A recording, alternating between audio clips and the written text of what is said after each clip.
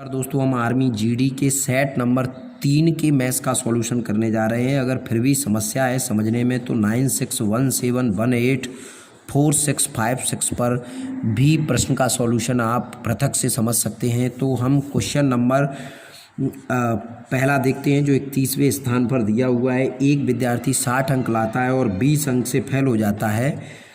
यदि पास होने के लिए 40% अंक चाहिए तो कुल पूर्णांक क्या है। विद्यार्थी 60 अंक लाता है और 20 से फेल हो रहा है तो हम इसे 20 देकर इसे पास कर देते हैं, जो पासिंग परसेंटेज में 40% के बराबर है। 60 और 20 80 बराबर 40% हटाएंगे तो इस तरफ 100 का गुणा कर देंगे हम।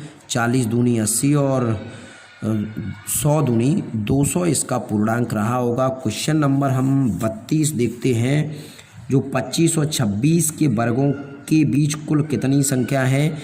तो 25 और 26 के वर्गों के मध्य कुल संख्याएं पूछी हैं। तो 26 का वर्ग 676 और 25 का वर्ग 625 होता है। अगर हम घटाते हैं तो 51 डिफरेंट मिलता है। एक इसमें से कम करके इनके मध्य की कुल संख्याएं ज्ञात कर सकते हैं, जो 50 इसका बिल्कुल सही जवाब होगा।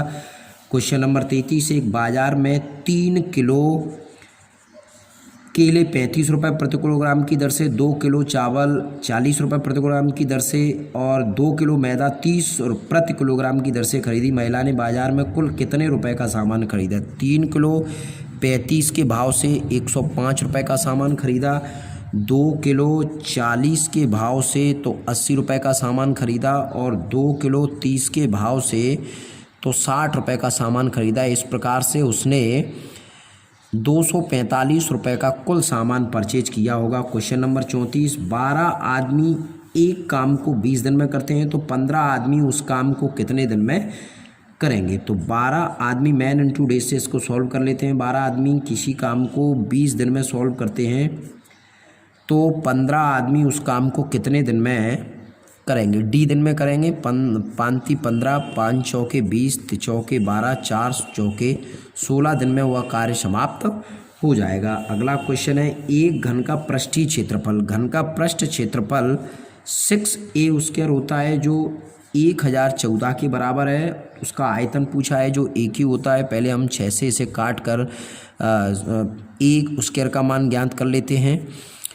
6 एकन 6 बचा 4 छकनक 36 बचा 5 6 नम्मा 54। A² बराबर 169 तो A बराबर 13 होगा। दोनों ओर वर्गमूल लेने पर उसने आयतन पूछा है जो AQ होता है, अर्थात 13 का Q कर देंगे, जो 2197 घन सेंटीमीटर इसका आयतन होगा। नेक्स्ट क्वेश्चन हम देखते हैं। एक वृत्त की त्रिज्या R है तो वृत्त का क्षेत्रफल, वृत्त की त्रिज्या R है तो क्षेत्रफल इसका πr² होता है और परिधि पूछेगा तो हम इसकी 2πr कर देंगे। तो परिधि और क्षेत्रफल ये होते हैं। नेक्स्ट क्वेश्चन है आपका, एक कमरा 7 सेंटीमीटर लंबा और 4 सेंटीमीटर चौड़ा है। प्लास्टर का खर्च 21.4 रुपये प्रति वर्ग मीटर है। तो पूरे फर्श का क्षेत्रफल, फर्श नीचे होता है तो नीचे क्षेत्रफल होता है। क्षेत्रफल में आप आयत का क्षेत्रफल लंबाई गुणा चौड़ाई होता है, जो लंबाई 7 है चौड़ाई 4 है और प्रति वर्ग क्षेत्रफल 21.4 के भाव से खर्चा आ रहा है। तो 7 चौक 28, 28 चौके 112, हासन की 11, 28 एकन 28 और 11 ये आपका 39 हुआ। हासिल का 3 और 28 दूनी 56, 57 58 59, यानी कि 599.2 रुपये का खर्चा आएगा, जिसमें ऑप्शन बी लगभग दिया है 599 रुपये दिया है, जो एकदम बिल्कुल सही होगा। अगला क्वेश्चन है आपका 38, x³ माइनस के 8/q दिया है 8/q। तो इसके गुणनखंड करने हैं। x³ माइनस के 2/q मैं इसे लिख सकता हूँ। तो ये AQ माइनस के BQ हो गया, जो होता है a माइनस बी कोष्टक बंद, फिर से एक नया कोष्टक A square plus A B plus B square होता है। अर्थात मैं ये कह दूं कि ये होता है A Q minus B Q बराबर A minus B A square plus A B plus B square होता है। तो हम इसे सॉल्व कर सकते हैं। एक्स माइनस के 2y ए स्क्वायर मतलब एक्स स्क्वायर प्लस ए बी मतलब 2xy और प्लस बी स्क्वायर यानी 4y स्क्वायर इसका बिल्कुल सही जवाब होगा, जो ऑप्शन ए बिल्कुल करेक्ट है। एक समकोण त्रिभुज का एक कोण 35 है, तो तीसरा कोण क्या होगा? एक समकोण त्रिभुज में एक कोण 90 का होता है, एक 35 का दिया है, तो 90 35 125, तो एक त्रिभुज के तीनों कोणों का मान 180 अंश होता है, जिसमें से 125 बन चुका है। इस प्रकार से हम उसे तीसरे कोण का मान 55 ज्ञात कर सकते हैं, जो ऑप्शन बी बिल्कुल सही है। क्वेश्चन नंबर 40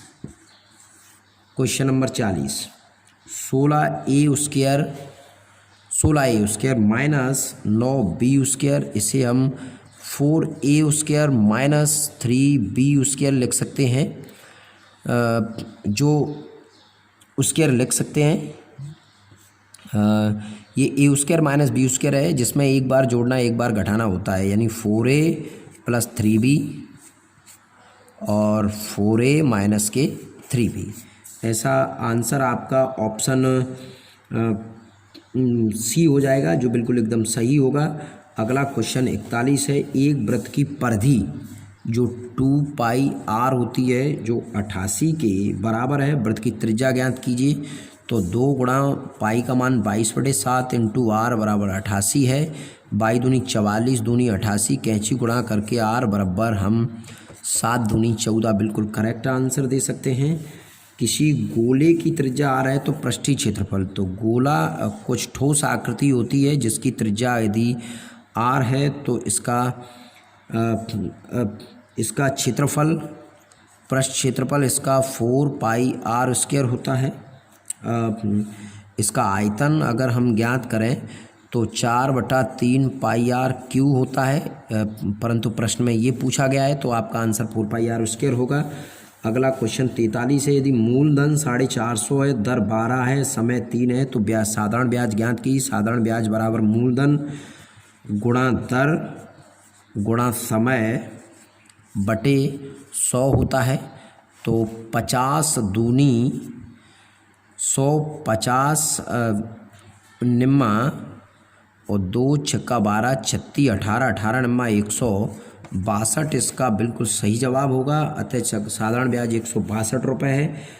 अगला क्वेश्चन है आपका, एक दुकानदार 30 अंकित मूल्य पर 30% छूट देता है, यदि त्योहार पर 10% अतिरिक्त छूट देता है तो कुल छूट या बट्टा ज्ञात कीजिए। तो मान लीजिए हमारा MRP 100% है, उसी पर छूट देने की बात होती है। MRP पर 30% छोड़ेगा तो 70% की देगा, प्रतिशत हटा के 00। एक अन्य छूट दे रहा है 10% यानी 90 की देगा, 10 छोड़ेगा तो 00 से 00 00 से 00, 9 7 63, और छूट देने के बाद वस्तुएं बेच दी जाती हैं जो 63% की बेच दी गई होंगी।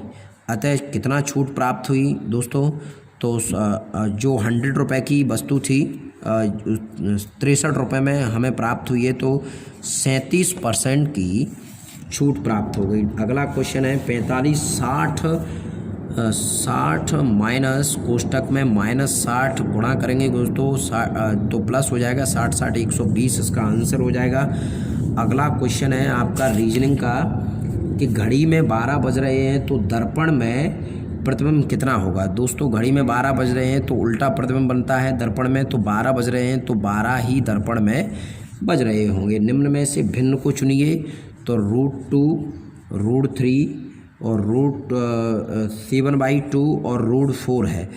तो फ्रैक्शन में दी गई संख्याएं भिन्न या परमेय संख्याएं होती हैं, तो √2 कंप्लीट मान नहीं होता, कंप्लीट वर्गमूल नहीं होता, 3 भी कंप्लीट वर्गमूल नहीं होता, 7 भी कंप्लीट वर्गमूल नहीं होता, और √4 कंप्लीट वर्गमूल है। अतः 2/1 करके हम इसे भिन्न के रूप में सॉल्व कर सकते हैं। अतः ऑप्शन √4 बिल्कुल सही जवाब होगा। अगला क्वेश्चन है त्रिभुजों की संख्या ज्ञात कीजिए। कुछ इस प्रकार से इसमें आकृति दी है, बोला त्रिभुज ज्ञात कीजिए।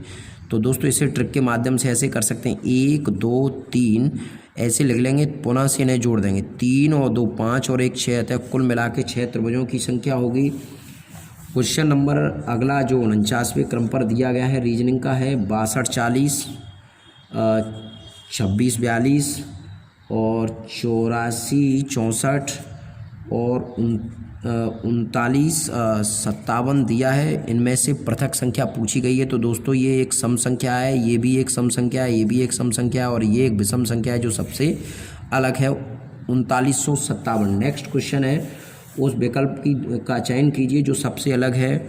ऑप्शन में दूरी है, प्रकाश है और बल्ब है और विद्युत है। बल्ब है और विद्युत है। तो विद्युत, बल्ब और प्रकाश ये एक